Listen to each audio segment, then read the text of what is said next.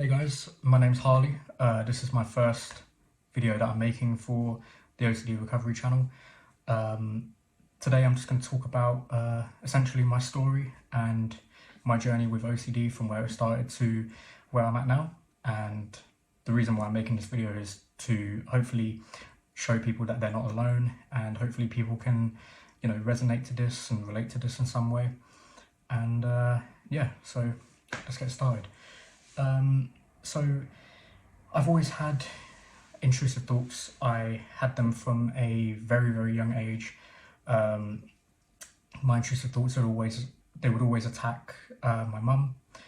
And at the time I didn't really know why. I didn't really know where these thoughts were coming from. But now I know that OCD attacks the things that you care about the most and the things that you love the most. So it would always attack my mum. And for example, whenever my mum would feel unwell, or she'd get a cold, or just generally feel unwell, my mind would just say, oh, I hope it's cancer. I hope it's stage 4 cancer and I hope she dies. And I would always feel this, I would always have this shame, and I would always have this guilt, and I would always shake my head and try and get the thoughts out of my head, because I just didn't want them. My mum is one of the most important people in my life, and to have thoughts about her like that, it was horrible. And some of the compulsions I did to try and get rid of those thoughts, I kind of just did one now where I was shaking my head to get rid of it. I would knock on wood. I'm not really religious. I'm saying not really, I'm not religious at all. But to protect my mum in some way, I'd always say, touch wood and God forbid that it don't happen, and I know it won't happen. That's exactly what I would say. And that was a really, really that was probably the biggest compulsion that I would have with those thoughts. Even when I said the thought out loud, I had no reaction to it, no anxiety, no guilt, no shame, because I can say those thoughts, I can think them on purpose and not have any reaction to it. And I think I only recently got over magical thinking, maybe 3-4 years ago, I want to say.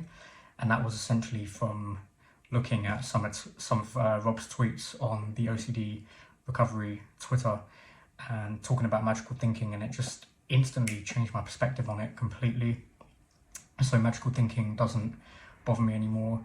Some more examples that I could give you about my magical thinking: whenever I'd get on a plane, my mind would instantly say, I hope this plane crashes, I hope this plane is hijacked by terrorists and we all die, stuff like that. When the plane was coming towards the runway and it was about to land, my mind would be like, I hope it crashes, I hope it crashes. And it was horrible, especially on a plane, because that's out of your control. You can't stop that. But now if I ever got on a plane, I could think that, have no reaction whatsoever. And then at the time when I was still dealing with these magical thinking thoughts, I still had other themes that would come into play, such as real event OCD and a bit of false memory OCD. The story with that is it would always go into my past. People, it would always look at people I've hurt, mistakes I've made, and I would always have this mentality of thinking, I can never make a mistake. I always have to be a good person. I can never be horrible to anyone. I always have to make sure that I'm nice to everyone. Everyone must like me. It was just stuff like that. And I remember I wouldn't really say it's a fear, but I guess it was a fear. It would always attack me with this situation where I led someone on. This was when I was in college, and I led this person on, and when it happened, I didn't feel any anxiety about it, because I didn't really realise at the time that I was leading the person on. And then I want to say a good few years after college, it started to come back, and I started to get really, really guilty about it, really anxious, really shameful, to the point where I was profusely apologising to this person, literally pouring my heart out, apologising. And to the point where the person eventually ended up blocking me, because I was constantly being like, oh, did this happen? I was constantly trying to find out what happened and you know, you're never going to get that answer. You're never going to get relief that way. And then with false memory, it started to twist real events and just add certain parts within the story that just didn't happen. But with OCD, you can't prove whether it happened or not. And then that just kind of went away. That just kind of stopped bothering me in the end. And then I'm trying to think what else.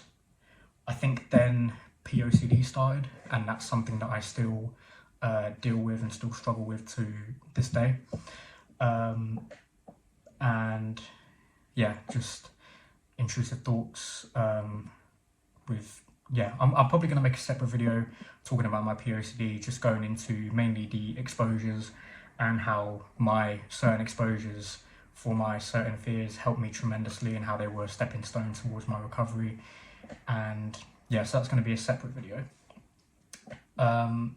So while I had POCD, I then started to, as well as having POCD, I started to get schizophrenia OCD, and that lasted for about 6 months, and that was very, very hard for me, because I was just constantly like listening out to hear if I could hear whispers, just certain noises. Like, my senses were very hyper aware, and yeah, it was very, very scary. I actually remember there's a cupboard, a wardrobe in this room over there, and I would actually step into that cupboard. Like, yes, I could fit into that cupboard. Like, it's amazing how I could fit into that cupboard. But anyway, I would literally stand there because it's so tight, and when you get in there, when you go into that cupboard, you can't hear anything. Like, it's very, I don't know how to explain, very hollow, so you can't really hear anything outside of the cupboard. So I was constantly just standing in there, just trying to listen out to hear voices, and that is a major, major compulsion. But at a time, like, you just can't help it. You want to try and do everything you can to relieve the fear and the anxiety.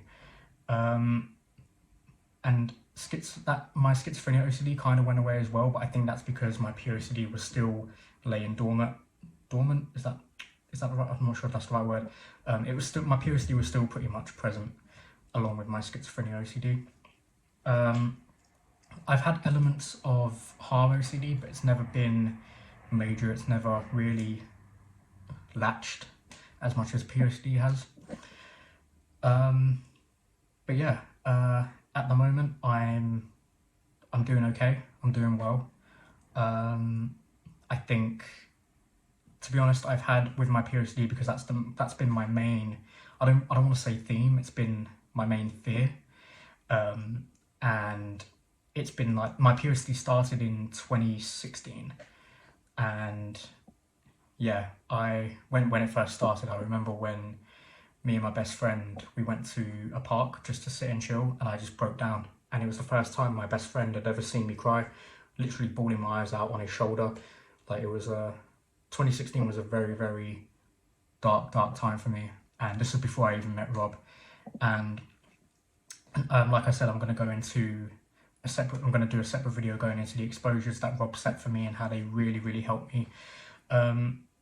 Because everyone's POCD is different, and you know, there's certain exposures, not everyone's exposures are needed, but the exposures that were set for me and that I needed to do were, honestly, they were the stepping stone to my recovery.